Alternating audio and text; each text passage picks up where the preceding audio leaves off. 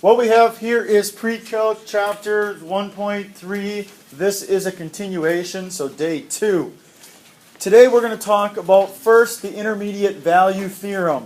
I'm going to read it off the slide first so you guys can hear all the mathematical jargon in here. And then we'll kind of go back and kind of put it a little bit more into terms, hopefully, that we can understand. So, here we go. If f of x is a continuous function and a is less than b, and there is a value n such that n is between f of a and f of b, then there is a number c such that a is less than c, which is less than b, and f of c is equal to n. Oh, they got a nice little diagram there that'll hopefully solidify this a little bit more. What it says, so if we pay attention here, that if I'm given a value a that I can put into a function to get f of a, so that's a comma f of a, and b does the same thing, b f of b, if we are saying that it's a continuous function, means I should be able to connect those two dots with a line or some kind of curve. I don't have to pick my pencil up, right? What it says, if that is true, then there has to be some value they're going to call n on that curve that has an input of c. So c comma n. What that would also mean that there's a value f of c, which we call n. It basically says that there would be a value between a and b, some input value between, that would also end up coming to a output value between f of a and f of b. It can't be bigger than f of a. It has to be bigger than f of a, but less than f of b. Somewhere between. Because I can't get from f of a to f of b without passing through f of c. Hence, I start at f of a, and I follow the curve. Any point in between these could actually be f of c. They just chose c to be right there. That's the intermediate value theorem. That says that if there are 2 points on a curve, there has to exist a point between them if it's continuous. Now that's important because we have this thing called a corollary, the location principle. I'll read this and give you guys some cliff notes on here. It says that if f of x is a continuous function, and f of a and f of b are opposite signs, then there exists at least one value in between that f of c equals 0. AKA, if one of your outputs is positive and the other one is negative, that means there has to be a value between there where the output value is end up being 0, aka an x-intercept, a 0 of the function. Yes? That's what it says. It's a 0. And that 0 happens between your interval, because it changes from positive to negative or negative to positive. I can't get from the negative side of the x-axis to the positive side of a continuous function without picking up my pencil and crossing the x-axis. It's impossible to make that happen. So therefore, I will pass through 0. Boom, right there. There exists a value, and that's what we're going to use for our problem below. I cannot make that any larger on the screen, but it's saying let's approximate zeros. Now when I say approximate zeros, I'm not asking you to actually find it. I just want you to list the interval on which it would be located. It says determine between which consecutive integers, those nice numbers, positive and negatives, the real zeros of each function are located on the given interval. The first interval is from -3 to 4 of x squared minus 6 over x plus 4. I would highly suggest everybody take out your graphing calculator. make sure that we know how to put these on our graphing calculator. If you don't have a graphing calculator, you have a lot more other work to do, because you'll have to put all the values in on your own. This one's not so bad. The next one could potentially get a little bit worse, because now we have a larger polynomial. It's all doable without a graphing calculator, but remember on Friday, and maybe even the day before that, we learned how to put them on our graphing calculator and make sure we have that value button. Make the calculator do our heavy hitting. Do the heavy lifting, okay? So, make sure when you put this equation on my calculator that you use parentheses. It's a fraction. Make sure you separate the top and the bottom. So everybody go and do that for me, please. Because what I want you to do is I want you guys to create a table.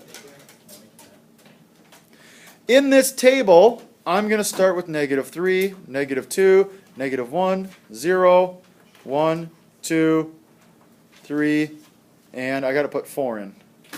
So I'm going to run out of room. So I'll move it over here. So now what we're going to do is we're going to use that value button on our calculator and put in -3. What do you get for an output value at -3?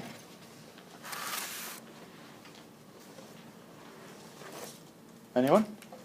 3. What happens when I put -2 in? -1. What about -1?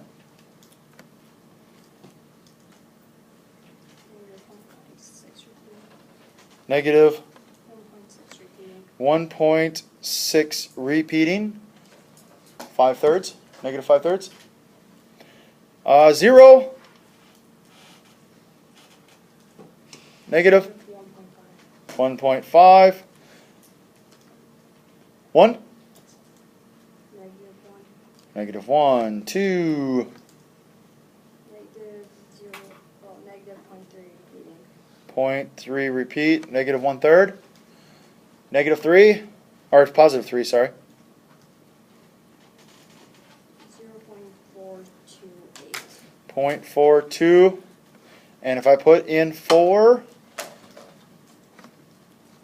1.25. so everybody should be able to get those values. If you don't, I'm going to pause the video. I want you to raise your hand. So the question is, why did we make this list? It's because I tested every integer in that interval, and I'm testing essentially for the value or the sign. Because look above in that corollary, the location principle. If I have a number on one side that's negative, and then the other side of the interval that's positive, that means the value had to cross through 0, aka have an x-intercept. It's a solution, yes? That's what I'm looking for. Where does the sign go from a positive to a negative and a negative to a positive? What intervals? What x values does that happen? As in, what x values make their y values change? Signs. 2 goes from negative 0.3, but that's only at negative 0.3. Where's the other half of that? It is actually from 2 to 3. 2 and 3, because 3 goes back to positive, right? Can everybody see that at 2 it's a negative 0.3 repeat? But at 3 I am at a positive 0.42. My y values had to cross through 0. Any other times does that happen? Does it change signs between any two integers? -3, -3 and -2. -3 and -2, because at -3 it's positive 3, and at -2 I ended up going to -1.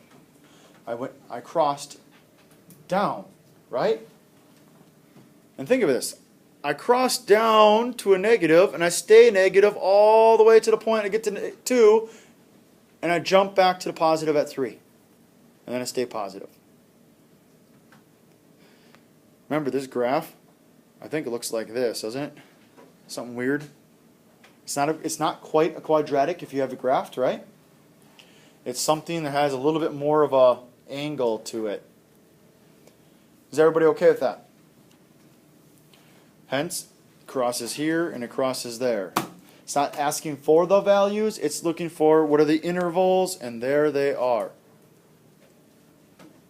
Use that knowledge and do the same thing for part B. So what numbers go into this T-chart? Negative 5 or 0. -5, -4, -3, and 0. So, again, I will put this on my calculator to have it make it do it work for me.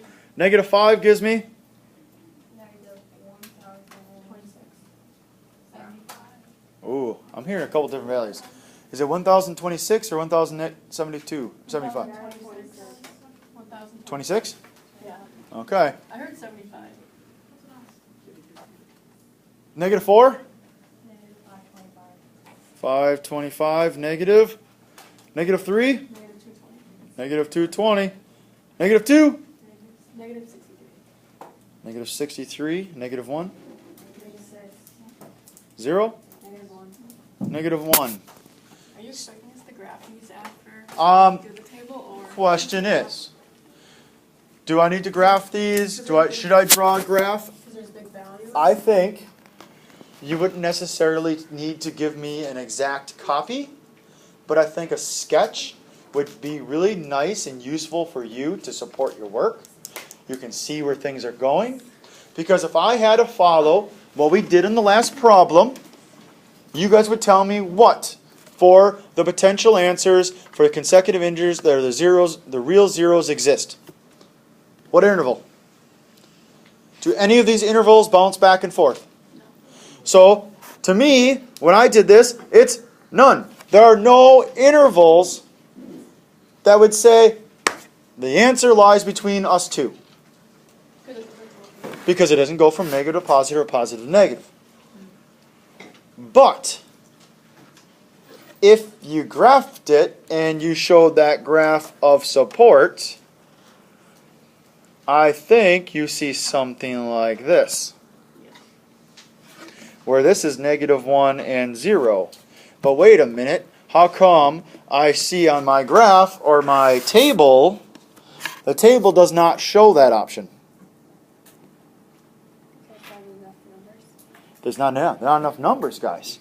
If you can see that it actually bounces up and falls back down on in between that interval, so when I go to test the interval itself, I would never even know that it was happening. It's almost like it happened when you weren't looking. It's like if you have a younger sibling and you tell him, don't go in my room. You'll never know he's there if you're not there. Right? Something like that. They poke their head in, take a look around, and run out. You'll never know. It's the same thing, okay? But, so, how could you make this work? You get all the points if you have none. And you showed me a table. You want to know how to get to that 7, that 6 and 7? They say, wait a minute. The graph does not support my work completely. Or should I say the other way around. The table doesn't support the work or the graph because the graph actually shows that I am going above and below. And one way to make that better, like CJ said, make a smaller interval. What if I went by halves instead? Would I have caught it then? Potentially. Maybe caught one of them at least. Maybe both. Okay? So there's ways to improve it, but I'm asking you just test the consecutive integers so you would have missed it. It's okay. Let's talk about end behavior then.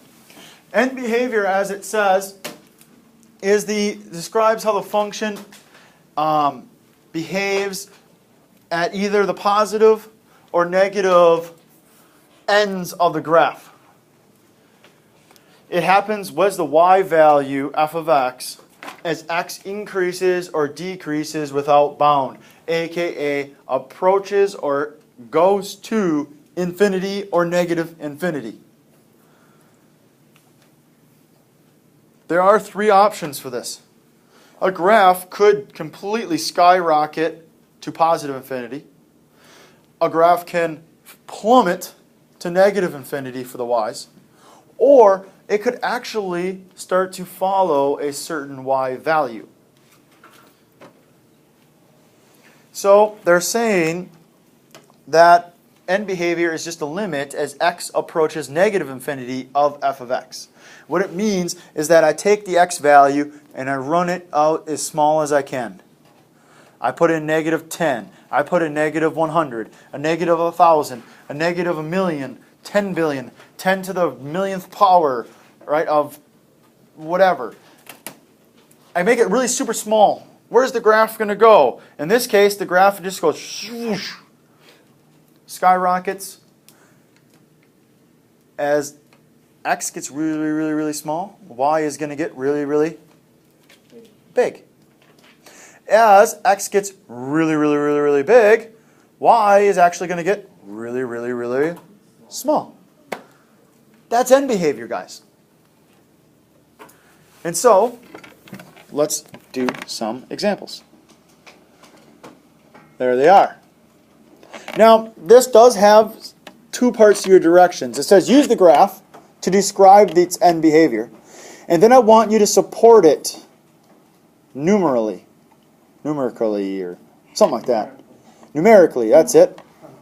Wow. It's a long day. It's warm in here. Now, the difference here is that if you have a graph and you get graphs like this where you can clearly see that it's going to infinity and negative infinities, the graph is going to be your support. I'm okay with this because your calculator is probably going to start to kind of complain about the work you're going to make it do. At some point, you're going to put large x values in, or really small x values in, and your calculator eventually just stops working. It says overflow error, or just doesn't want to do the work. It's because your number got too large for your calculator to handle. So, I think by looking at the graph, you're going to be able to see that as x gets really, really large going this way, y is actually going to follow a little bit of a dip, and then all of a sudden, whoop, off it goes. So the y value, or f of x, is going towards positive infinity. Now, I would like you guys to state this as x approaches positive infinity, comma, f of x is approaching where? As x approaches negative infinity, f of x is approaching where? So, we already talked about this one. As x gets very, very large, y will get very, very large, or positive infinity. As x gets very, really, really small, y all of a sudden takes a dive, right? And it goes towards negative infinity. If you have the graph to support it, so if I just gave you this equation and asked you to do it, I would make the sketch, draw out the table here, this little chart. I need to see this. You're not allowed to put positive infinity, negative infinity, and leave it. The back of the book might do that. Don't do that. I don't want to see that. I want to see the whole thing. So, take a second or two and do the part B. Hopefully it's pretty easy. As x gets really super large, y is going to decrease or go to negative infinity. It's falling. As x goes really, really small, f of x is going to be really, really big. Now, does it always have to be that one goes to positive and one goes to negative? No. You both go to positive or both go to negative. It's fine. Think of quadratics. They both either open up or both open down. You can have one of each or both go in the same way. That was case number 1 and 2, as in going to positive infinity, negative infinity. There are other options. like these two examples. Is everybody okay with these? The next ones. As you can see, it's a little different types of graphs. This one, same directions, use the graph to describe the end behavior, and then it says support as well. I would like you guys to actually support these ones. These ones are a little bit easier to support. They have a concrete number we're trying to aim for. On the first one, would you guys agree that this thing must have a vertical asymptote? So it's an x value, it can't be. Where do you think that is? Yeah, it's a negative side, but negative 0.5, negative 1, something like that, right? So it has a discontinuity by infinity at negative 1 or negative 0.25 or whatever that graph happens to be. Look at the equation, we can clearly see that the bottom cannot be. What can I not let the bottom be? Can't be negative 1, so it's actually at negative 1. But, so I have this vertical asymptote. Is there any other asymptotes?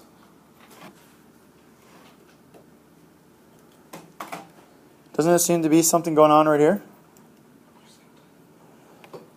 Isn't that a horizontal asymptote? And where is that horizontal asymptote? In the middle. In the middle, which is what value? Oh. 0? Oh, no. It's not at 0.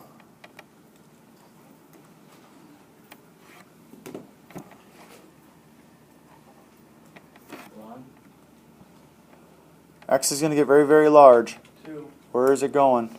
Oh, positive infinity. It's going. X is going to positive infinity, but is the graph going all whoosh up out of there? No. The graph's not leaving the screen. The graph is actually leveling out. Where's it leveling out? Oh, I know. 2. I think it's about 3.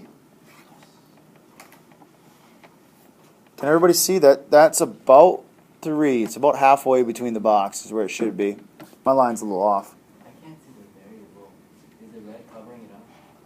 What variable? Not variable, like the number of how much it goes. Yeah, it's going by 2s. And as x gets really super small, it's approaching 3. 3 again. Again, this doesn't always have to happen. The left-hand side, the right-hand side don't have to end up going to the same value. But it's usually a lot of functions are pretty uniform in that direction. So would we put just 3 as an answer, or we put like y-intercept? No, you have to put as x approaches positive infinity, f of x approaches 3. Okay. You're automatically going to know that that's your y value because it says f of x. Yeah. So therefore it takes care of y equals 3 or anything like that. Okay. Again, because y equals 3 is a horizontal asymptote. Graphs approach it, but do they ever touch it? No, at least not at the end behavior. Look at part B. Do the same thing. Try it on your own. What does it look like it's approaching? 3. Negative, Negative 3. 3. Because this time it appears to have a, should be dotted. It didn't come out dotted very well, but a dotted line or asymptote at negative 3. Cool? They're not too bad. Have a graph, it makes it a lot easier. But it says support it numerically. So, what we can do then is do exactly what we did before making the table. Make a table for the left side. What if I put negative 10 in? What if I put negative 100 in? What if I put negative 1,000 in? What if I put negative 1 million in? Take your calculator out and put 3x minus 2 divided by x plus 1. Fill in that table for me. So, what happens when I put negative 10 in? Negative 2.2? I got something different from that in the other. 2.5 repeating? 3.5. Oh, which one is it? I'm torn. I think it's on the positive side. Oh, I think we better take a look at this, guys. Wait, what equation are we If only I had We got to take this one here. Did you guys use parentheses? I got negative 28.8. Can't. Negative 28.8 is way too big. First two would be negative. Okay, what's trying? It's definitely negative 3 point something. 3.5. 3.5? That's what I got. Negative 3.5, repeat? Yeah, let me see what I got. Positive, yeah, sorry. Positive 3.5, repeat. Okay. Wait. It's positive because it's on the top side. It should be positive. What happens when I put negative 100 in? 3.05? Yeah. I got an error. Ooh, 05. I got error. Oh, wait, some people have this and some people don't. I got error. Too many decimal places. Too many decimal places? No, not this time. Guys, this is where I think this is a valuable lesson. If you're using the value function on your calculator, your window that you are trying to find your value in has to have the value or the point you're looking for. So, guess what? Is negative 100 part of your window? So you need to broaden your window to go, say, from 0 all the way to a negative 1,000. Go to window, change your interval. Go to from 0 on the small side, or big side, all the way to like negative 1,000, because those are the points you're putting in. Your out window, your y values can be still from 0 to or negative 10 to 10, because your value, you can see, is getting closer and closer to 3.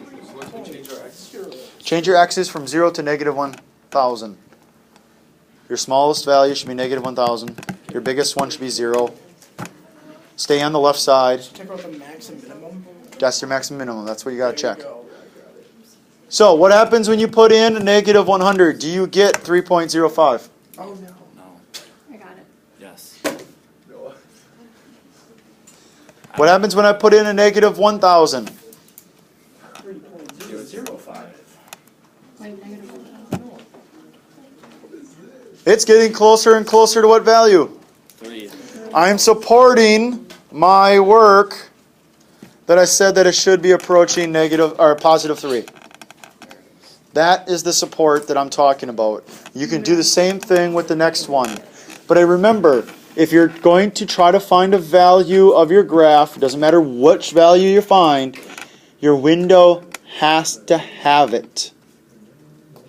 So if that means just going ridiculously large on your intervals to make sure it's there, do it. As you guys get better with your functions, you will start to be able to zero in on things. Last problem.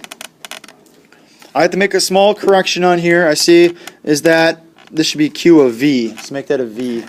It's a little small on there anyways. The dynamic pressure is the pressure generated by the velocity of a moving fluid and is given by Q of V, we'll say, which equals P V squared over 2, where P is the density of the fluid. I fixed it on my outline, but not here, I guess.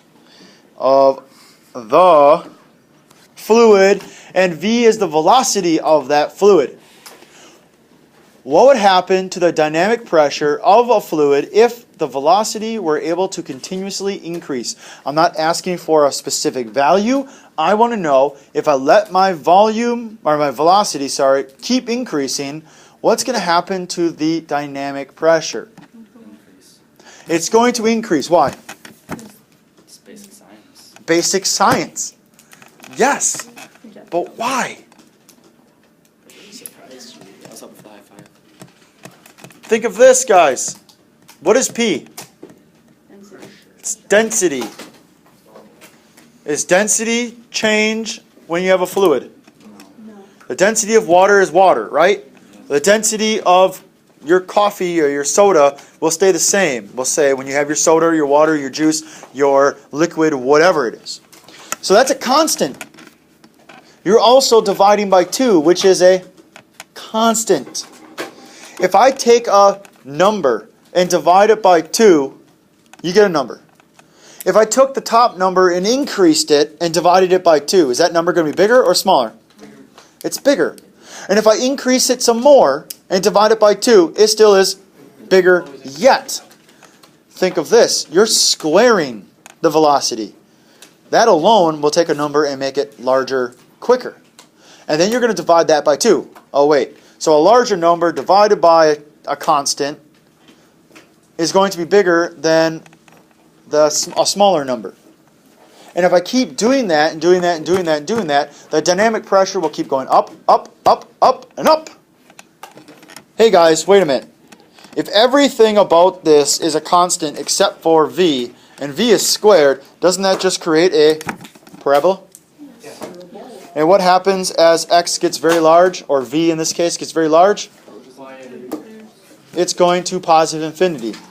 Likewise, if I let the velocity continuously decrease to, I don't know, past 0, I guess, going the other way,